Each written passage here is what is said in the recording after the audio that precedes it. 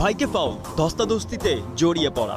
চোখের সামনে এমন দৃশ্য দেখেও কি চুপ থাকতে পারেন ছোট ভাই? পারেননি 16 বছর বয়সী কাভান সুলিভান। বড় ভাই কুইনকে ফাউল করতেই আর নিজেকে সামলাতে পারেননি বাংলাদেশি বংশোদ্ভূত এই তরুণ। ছুটে গিয়ে জড়িয়ে পড়লেন উত্তপ্ত পরিস্থিতিতে, আর সেই আবেগের মাসুল ক্যারিয়ারের প্রথম MLS-এ লাল কার্ড। ফিলাডেলফিয়া ইউনিয়ন ও ইন্টার মায়ামির 2-2 গোলের ম্যাচের একেবারে শেষ দিকে ঘটনার সূত্রপাত।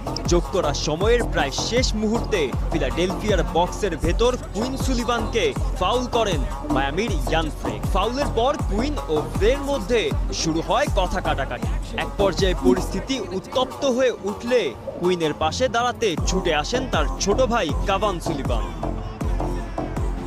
কুইনকে ফাউল করার ঘটনায় ক্ষুব্ধ কাভানো তখন উত্তেজিত হয়ে পড়েন। ভাইকে ঘিরে মায়ামির খেলোয়াড়দের সঙ্গে কথা কাটাকাটির এক পর্যায়ে মায়ামির ইয়ানিক ব্রাইটের সঙ্গে ধাক্কাধাক্কিতে জড়িয়ে পড়েন 16 বছর বয়সী এই মিডফিল্ডার।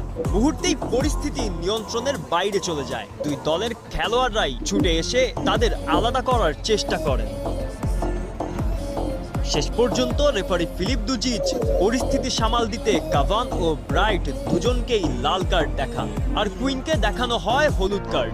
ফলে ভাইকে রক্ষা করতে গিয়ে ক্যারিয়ারে প্রথমবারের মতো MLS-এ মাঠ ছাড়তে হয় কাভানকে।